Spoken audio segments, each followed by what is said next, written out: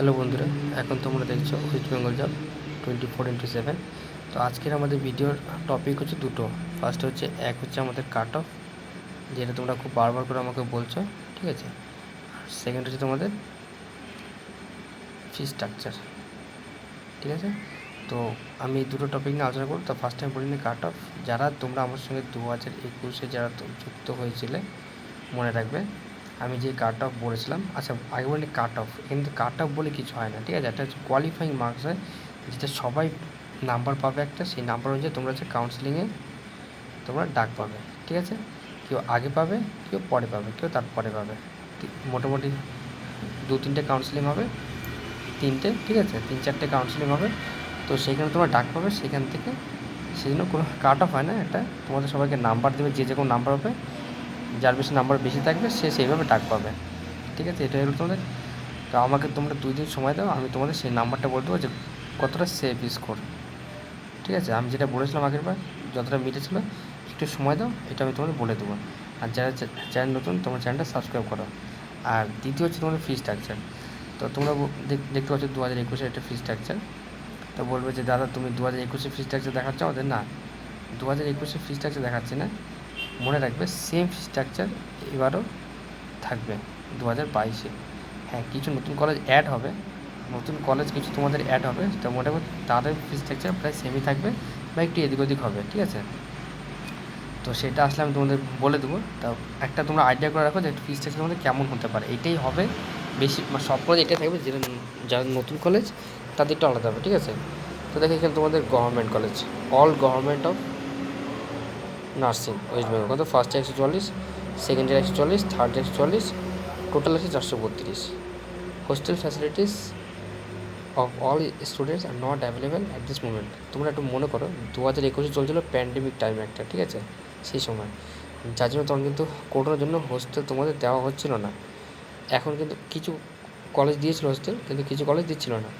এখন সবাই কিন্তু হোস্টেল প্রোভাইড করবে, ঠিক আছে, অল গভর্নমেন্ট কলেজ। দেখো 2 হাজার তোমাদের হচ্ছে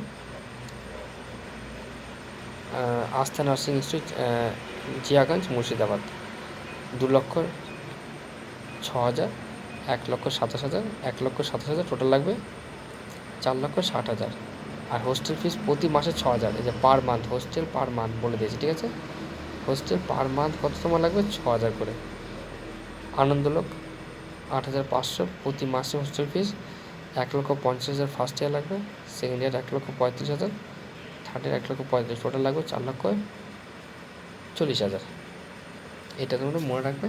তো এই ফি স্ট্রাকচার পিডিএফটা আমি তোমাদেরকে ডেসক্রিপশন বক্সে দিয়ে দিচ্ছি। তোমরা কিন্তু চ্যানেলটা সাবস্ক্রাইব করবে। এবং যারা 2023-এ যারা এক্সাম দেবে, ভাইয়েরা বোনেরা, তারা যদি টেলিগ্রাম চ্যানেল অপশন যুক্ত চায়, আমি তার লিঙ্কটাও ডেসক্রিপশন বক্সে আমি দিয়ে দেবো, ঠিক আছে। এই তোমাদের হলো, তোমরা এটা দেখে নেবে ফি স্ট্রাকচার কেমন করে, আমি বলেই দিলাম। তোমরা দেখতে পাচ্ছ ইলামবাজার, বীরভূম, ফার্স্ট ইয়ারে 2,25,000, সেকেন্ড ইয়ারে 1,40,000, থার্ড ইয়ারে 1,40,000, টোটাল লাগছে 5,05,000। আর হোস্টেল পার মান্থ 3,500 টাকা পার মান্থ, ঠিক আছে। এরকম করে তোমরা দেখতে পাচ্ছ, এরকম প্রচুর রয়েছে কলেজ, ঠিক আছে।